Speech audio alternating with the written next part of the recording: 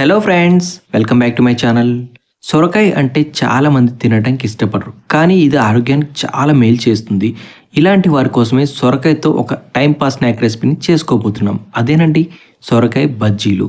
ఇవి రుచిలో మిర్చి బజ్జీకి ఏ మాత్రం తీసిపోవు. పైగా ఈ బజ్జీలు ప్రిపేర్ చేసుకోవడం చాలా అంటే చాలా సింపుల్, అలాగే చాలా టేస్టీగా కూడా ఉంటాయి. ఇది ఒక టైం పాస్ స్నాక్ రెసిపీ అని చెప్పుకోవచ్చు. పిల్లలైనా పెద్దవారైనా ఎవరైనా సరే వీటిని ఇష్టంగా తింటారు. ఒక్కసారి ట్రై చేయండి. వీడియోని ఎక్కడ స్కిప్ చేయకుండా చివరి వరకు చూడండి. సొరకాయ బజ్జీ చేయాలంటే కావాల్సిన మెయిన్ ఇంగ్రీడియంట్ సొరకాయ. సొరకాయ తీసుకునేటప్పుడు ఎప్పుడు కూడా తాజాగా ఉన్నది, అలాగే లేతగా ఉన్న సొరకాయని తీసుకోండి. ఇలాంటి సొరకాయతో చేశారంటే బజ్జీలు చాలా అంటే చాలా టేస్టీగా వస్తాయి. సొరకాయతో పాటే నేనైతే బీరకాయ బజ్జీ కూడా చేస్తున్నాను కాబట్టి ఒక బీరకాయని కూడా తీసుకున్నాను. ఇలా బీరకాయ, సొరకాయ 2 కూడా శుభ్రంగా వాష్ చేసి పైన పొట్టంతా పీల్ చేసుకొని సొరకాయ ముక్కలన్నీ కూడా నేను చూపించినట్టుగా మీడియం సైజులో కట్ చేసుకోండి. మరీ సన్నగా ఉండకూడదు, అలా అని చెప్పి మరీ మందంగా లేకుండా ఇలా మీడియం సైజులో కట్ చేసుకుంటేనే బజ్జీలు వేసుకున్నప్పుడు చక్కగా పొంగుతాయి. మందంగా కట్ చేసుకున్నట్టయితే బజ్జీ వేసిన తర్వాత పైన పిండి అంతా మాడిపోతుంది, లోపల పచ్చి పచ్చిగా ఉంటుంది. కాబట్టి మీడియం సైజులో కట్ చేసుకోండి. ఇప్పుడు బ్యాటర్ ప్రిపేర్ చేసుకోవడం కోసం ఒక బౌల్ తీసుకొని ఇందులో 3 టేబుల్ స్పూన్స్ శనగపిండిని యాడ్ చేసుకుందాం. యాడ్ చేసుకున్న తర్వాత 1 టేబుల్ స్పూన్ రైస్ ఫ్లోర్ని కూడా వేసుకోండి. ఇలా వేసుకున్న తర్వాత ఇందులోనే 1 టేబుల్ స్పూన్ కారం, అలాగే 1 టేబుల్ స్పూన్ సాల్ట్ కూడా యాడ్ చేసుకోండి. రైస్ ఫ్లోర్ వేయటం వల్ల ఈ బజ్జీలు చాలా క్రిస్పీగా ఉంటాయి. ఇందులోనే ఒక 1/2 టేబుల్ స్పూన్ పసుపు, అలాగే 1/2 టేబుల్ స్పూన్ జీలకర్ర, 1/2 టేబుల్ స్పూన్ వామును కూడా యాడ్ చేసుకోండి. ఇవి వేశారంటే బజ్జీలు చాలా టేస్టీగా ఉంటాయి, అలాగే గ్యాస్ ప్రాబ్లం కూడా లేకుండా ఉంటుంది. ఇలా ఇవన్నీ వేసుకున్న తర్వాత ఇందులోనే ఒక 1/2 టేబుల్ స్పూన్ చికెన్ మసాలా లేదా గరం మసాలాను కూడా యాడ్ చేసుకోండి. ఇలా యాడ్ చేసుకున్న తర్వాత పిండిలో కలిసేలాగా ఒకసారి బాగా మిక్స్ చేయండి. ఇలా ముందుగానే మిక్స్ చేసుకున్న తర్వాత ఇందులో వాటర్ని యాడ్ చేయండి. వాటర్ ఒకేసారి వేయకుండా చూసుకొని కలుపుకుంటూ యాడ్ చేయండి. ఒకేసారి వేసినట్టయితే బ్యాటర్ లూజ్గా అవుతుంది కాబట్టి ఇలా కొద్ది కొద్దిగా యాడ్ చేస్తూ మిక్స్ చేసుకోండి.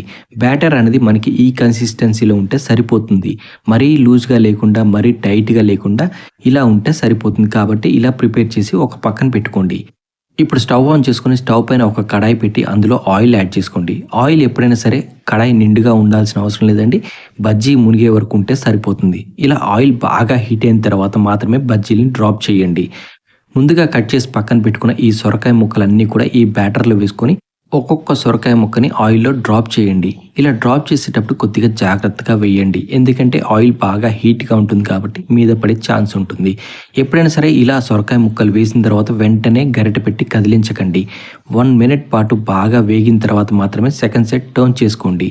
సొరకాయ బజ్జీలు అయినా సరే, మిర్చి బజ్జీ అయినా సరే ఇలా వేసేటప్పుడు ఒకదాని మీద ఒకటి వేయకుండా ఇలా ఒకదాని పక్కన ఒకటే వేయండి. ఒకదాని మీద ఒకటి వేసినట్టయితే అతుక్కొని పోతూ ఉంటాయి, బజ్జీ కూడా పగిలిపోతూ ఉంటుంది. కాబట్టి ఇలా సైడ్ బై సైడ్ వేసుకొని బాగా వేగిన తర్వాత మాత్రమే సెకండ్ సైడ్ టర్న్ చేసుకోండి. చూసారు కదా, బజ్జీలో ఎటువంటి సోడా ఉప్పు వేయకుండా బజ్జీలు ఎలా పొంగుతున్నాయో. సోడా ఉప్పు అనేది మ్యాండేటరీ కాదండి. మీరు మిక్సింగ్ అనేది బాగా మిక్స్ చేస్తే ఆటోమేటిక్గా బజ్జీలు ఇలా పొంగుతూ ఉంటాయి. అందరూ కూడా సోడా ఉప్పు వేస్తేనే పొంగుతాయని సోడా ఉప్పు వేస్తూ ఉంటారు. సోడా ఉప్పు వేయటం వల్ల గ్యాస్ ప్రాబ్లమ్స్ కూడా వస్తూ ఉంటాయి. గ్యాస్ ప్రాబ్లం రాకుండా ఉండాలి అంటే జీలకర్ర అలాగే వాము వేశారంటే గ్యాస్ట్రిక్ ప్రాబ్లం కూడా లేకుండా ఉంటుంది. ఎన్ని బజ్జీలు తిన్నా సరే మనకి గ్యాస్ ప్రాబ్లం అనేది రాకుండానే ఉంటుంది. దీంతో పాటుగానే రైస్ ఫ్లోర్ కూడా యాడ్ చేసాం కాబట్టి క్రిస్పీగా ఉంటుంది, అలాగే గ్యాస్ ప్రాబ్లం రాకుండా చేస్తుంది. చూసారు కదా, ఇలా 1 సైడ్ బాగా వేగిన తర్వాత సెకండ్ సైడ్ నేను చూపిస్తున్నట్టుగా టర్న్ చేసుకోండి. ఇలా టర్న్ చేసుకున్న తర్వాత లైట్ గోల్డెన్ బ్రౌన్ కలర్ వచ్చే వరకు వేయించుకోండి. సొరకాయ బజ్జీలన్నీ కూడా గోల్డెన్ బ్రౌన్ కలర్ వచ్చే వరకు వేయించుకున్న తర్వాత ఒక స్టెయినర్ సహాయంతో ఈ బజ్జీలన్నీ తీసి ఒక ప్లేట్లో ట్రాన్స్ఫర్ చేసి పక్కన పెట్టుకోండి. అదే సమయంలో ఆయిల్ ఎక్కువగా ఉన్నట్టు అనిపిస్తే ప్లేట్లో ఒక టిష్యూ పేపర్ వేసిన తర్వాత వాటి మీద ఈ బజ్జీలు వేయండి. టిష్యూ పేపర్ ఆయిల్ అంతా కూడా పీల్చేస్తుంది. ఇప్పుడు మిగిలిన సొరకాయ ముక్కలన్నీ కూడా సేమ్ ప్రాసెస్ని రిపీట్ చేయండి. అలాగే లైట్ గోల్డెన్ బ్రౌన్ కలర్ వచ్చే వరకు వేయించుకోండి. వేయించుకున్న తర్వాత ఒక ప్లేట్లో ట్రాన్స్ఫర్ చేసి పక్కన పెట్టుకోండి.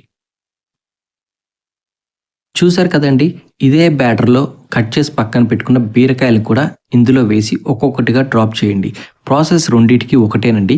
ఏ బజ్జీ అయినా సరే బ్యాటర్ అనేది కరెక్ట్గా కలుపుకుంటే బజ్జీలు చక్కగా పొంగుతాయి. ఏ బజ్జీ అయినా సరే ఒకటే విధంగా వేసుకోవచ్చు. ఇందులో ఇంగ్రీడియంట్ ఒకటే మారుతుంది, కానీ రెసిపీ అంతా సేమేనండి.